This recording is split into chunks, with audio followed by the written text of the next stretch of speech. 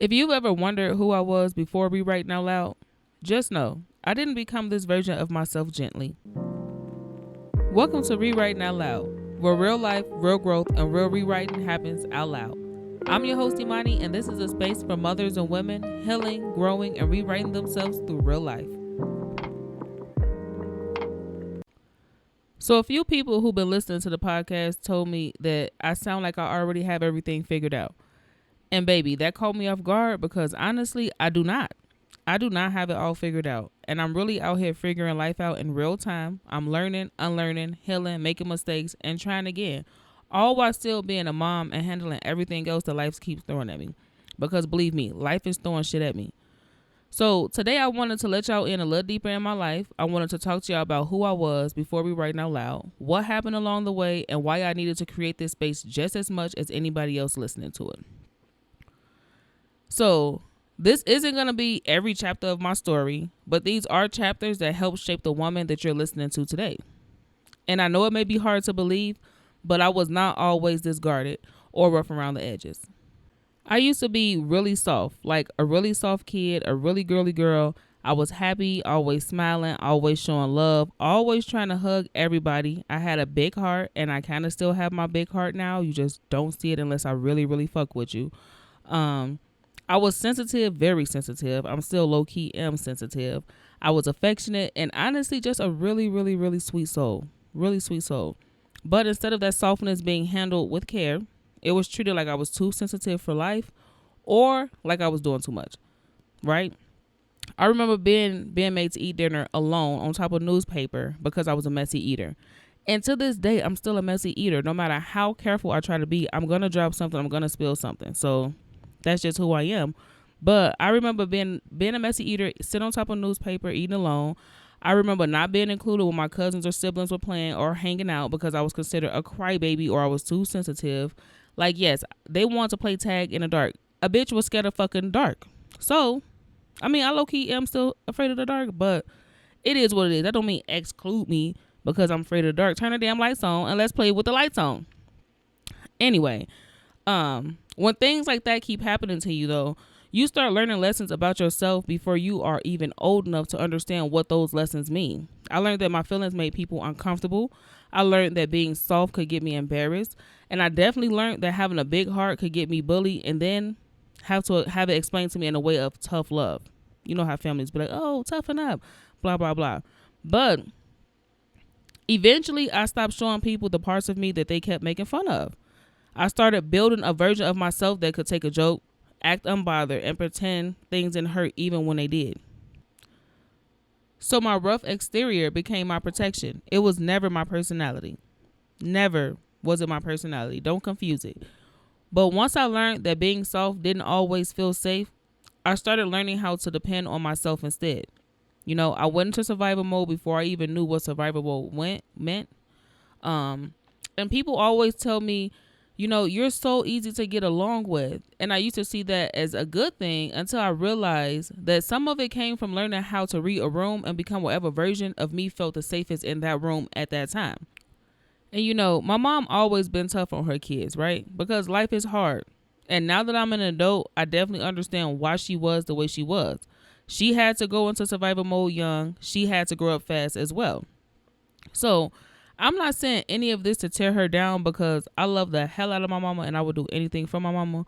But when you're a child going through this and living through this, you don't understand the reasons behind it. You only understand how it makes you feel. And I always felt like at that time, nothing I did was quite good enough. You know, I will reach one level just to immediately be pushed towards the next level. And instead of hearing, I'm proud of you or you did it, it felt like the focus was always on what I can do better, how I can gain better skills, and just how I can keep going, keep achieving, and not stop long enough to need anything or anybody. And speaking of always feeling like I had to perform, I was actually homeschooled from 2nd grade through 6th grade, and I went back to public school in 7th grade through high school, right? But looking back as an adult, I definitely appreciated a lot more than I did as a kid. And I think it definitely gave me more opportunities that I probably wouldn't have had otherwise. But at the same time, I also missed out on some of those years where you're learning social skills, making friends, figuring out who you are around other kids. Now, here go a little short story time for y'all.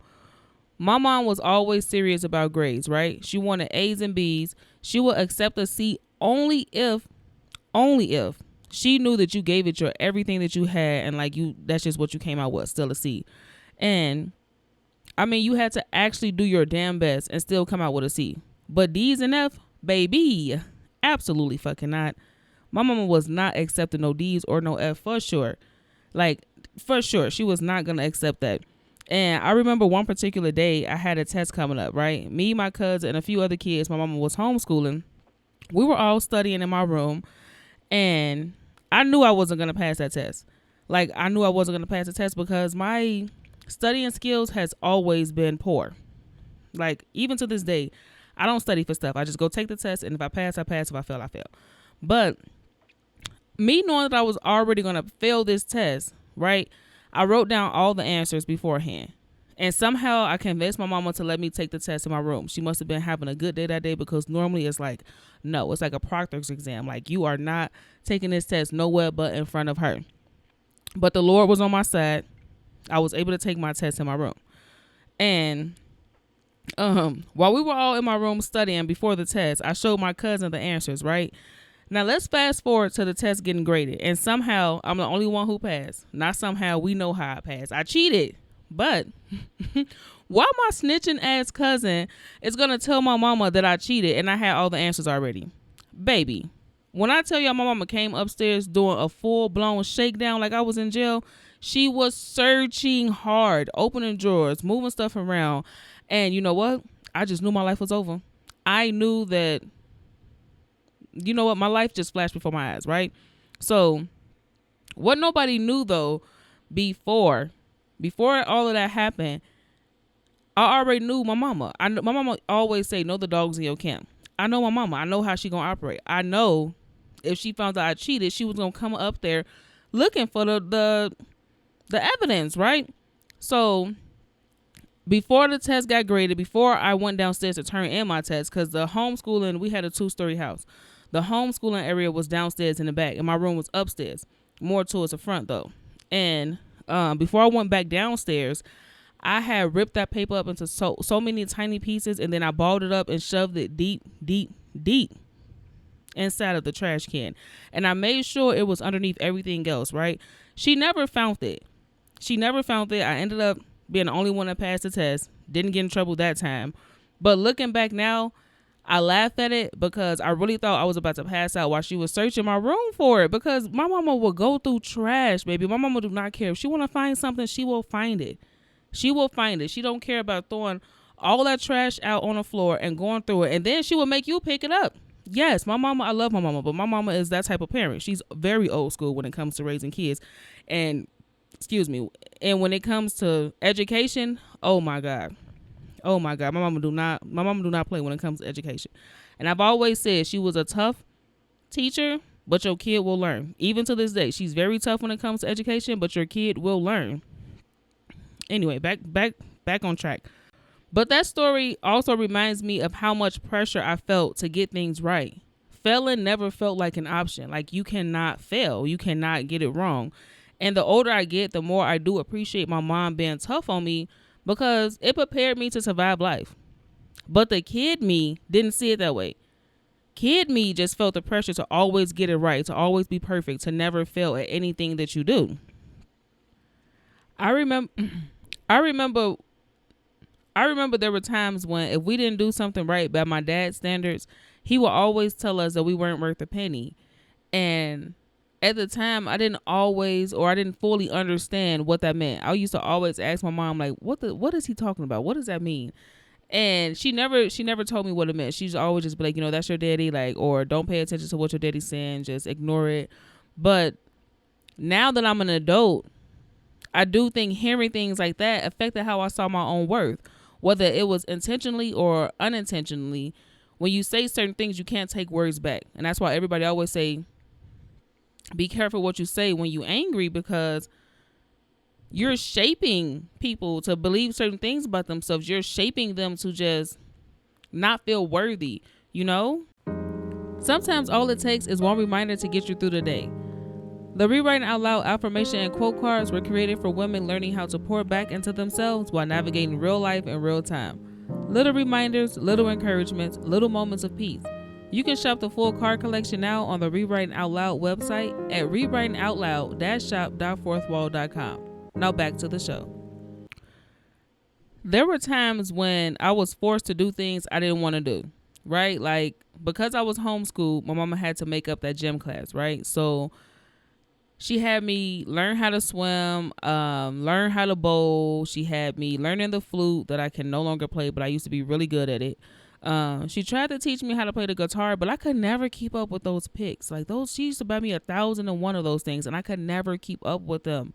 I think one of my cousins or the people that was like getting homeschooled was sabotaging me as well, but that's a whole nother, we're not even going to go down that story time. So cheerleading is one example I give y'all. I hated cheerleading. My daughter loved cheerleading, but when I was a kid, I hated cheerleading. I did not like to cheerlead. I've always been on the heavier side, right? So I just didn't like cheerleading.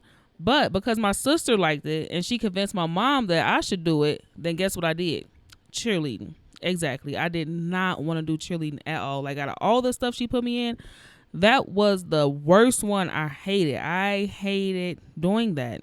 But because I wasn't really asked what I wanted, it was more so of, you're going to do it because I said so, or you a kid and kids don't know what they want until I tell them. Right. And yes, I do believe that children cannot make every major decision for themselves. Right. I get that.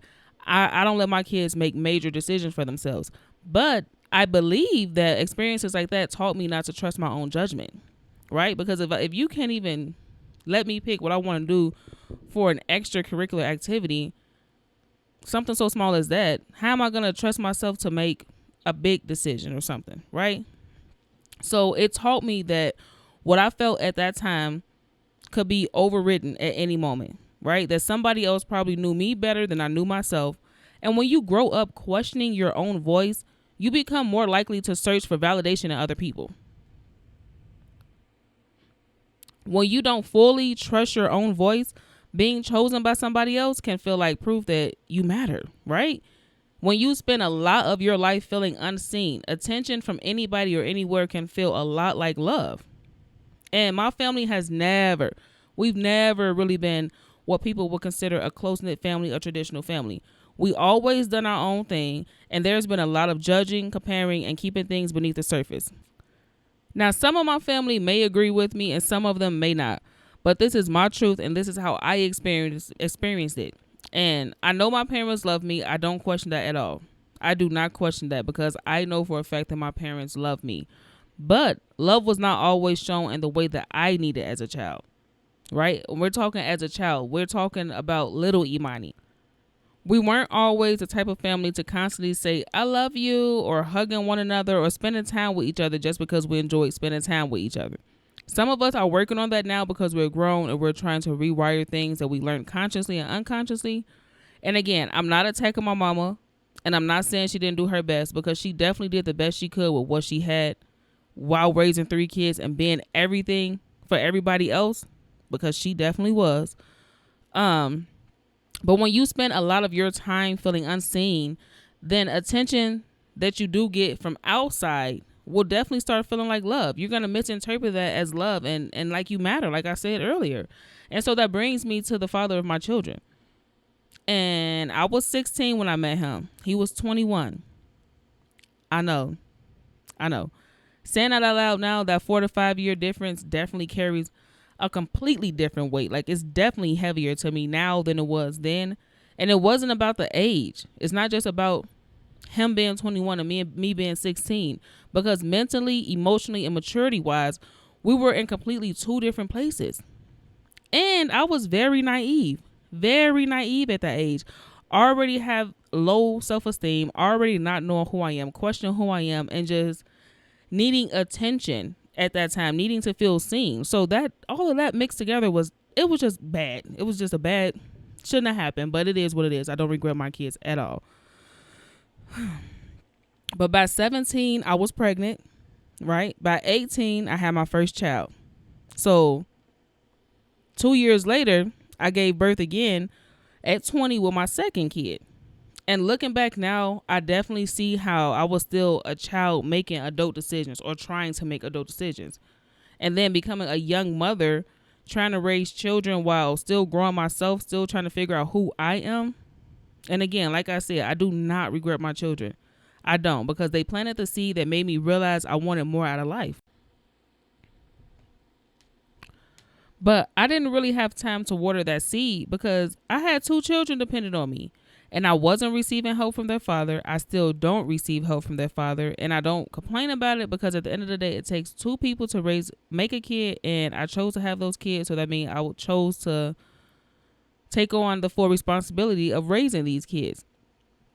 And I did what I knew how to do. I buried my emotions even deeper, handled what needed to be handled, and made things happen for my children. And I did that. And I still do that. And is it easy? Hell no.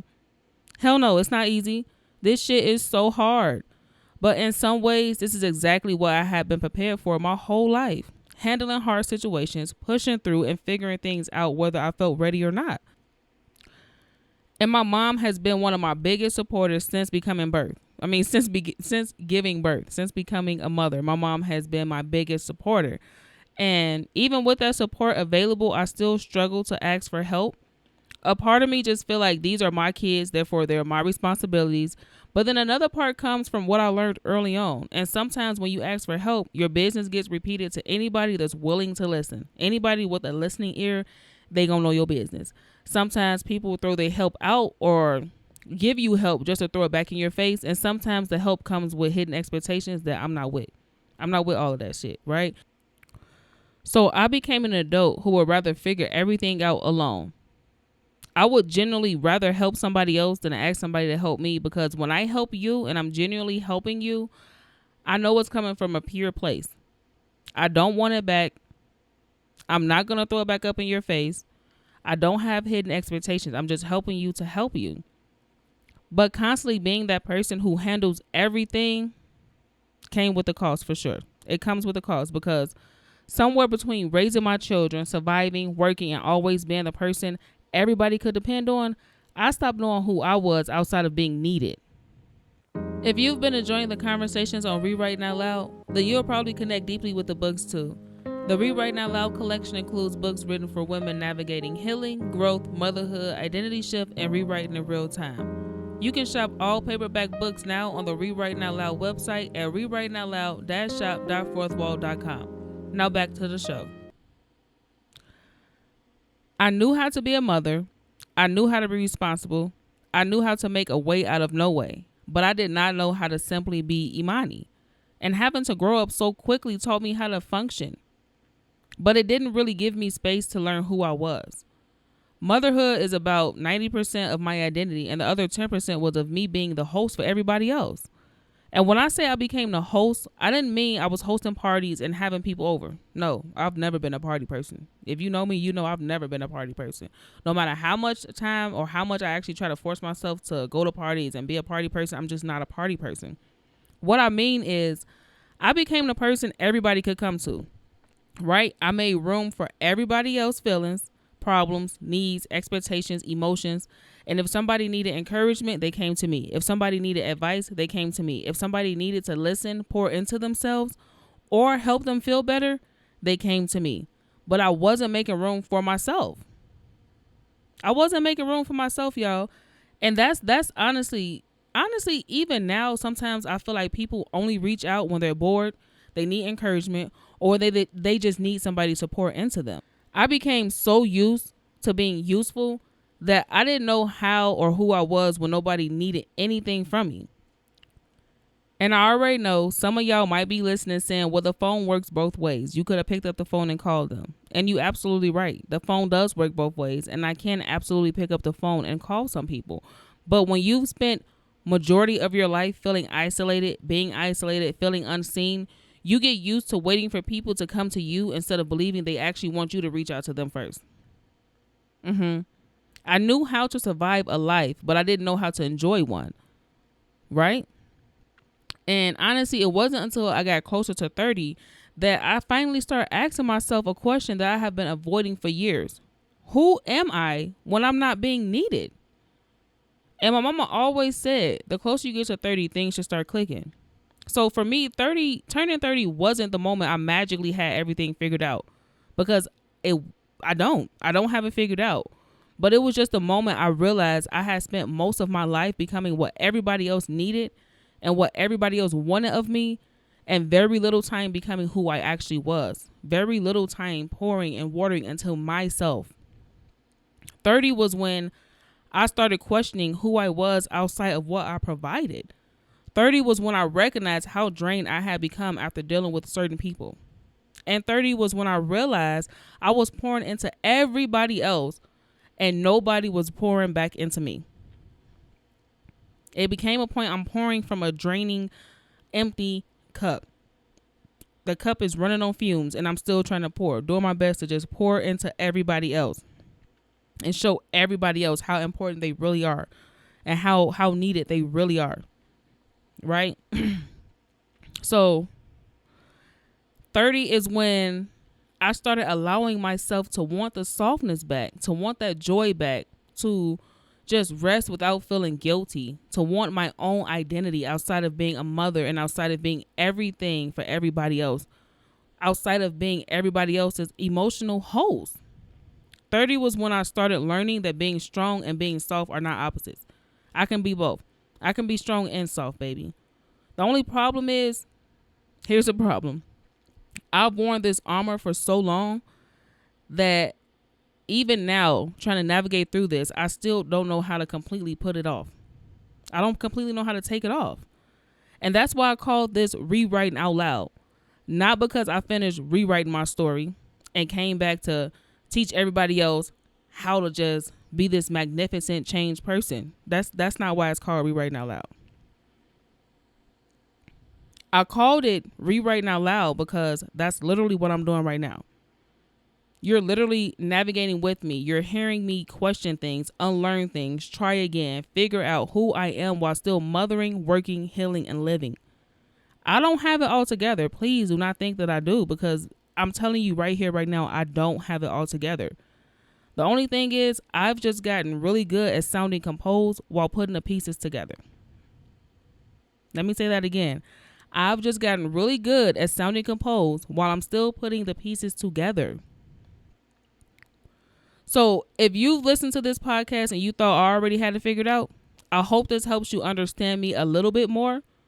And I'm not speaking from the finish line. I'm speaking from somewhere in the middle. And that's the whole point of rewriting out loud. We don't have to wait until our story is finished before we're allowed to tell the truth about it. Thank you guys for tuning in, and I'll see you next week for a new episode. Thank you for spending this time with me on Rewriting Out Loud. Remember, it's never too late to rewrite your own story. Until next time, keep healing, growing, and rewriting out loud.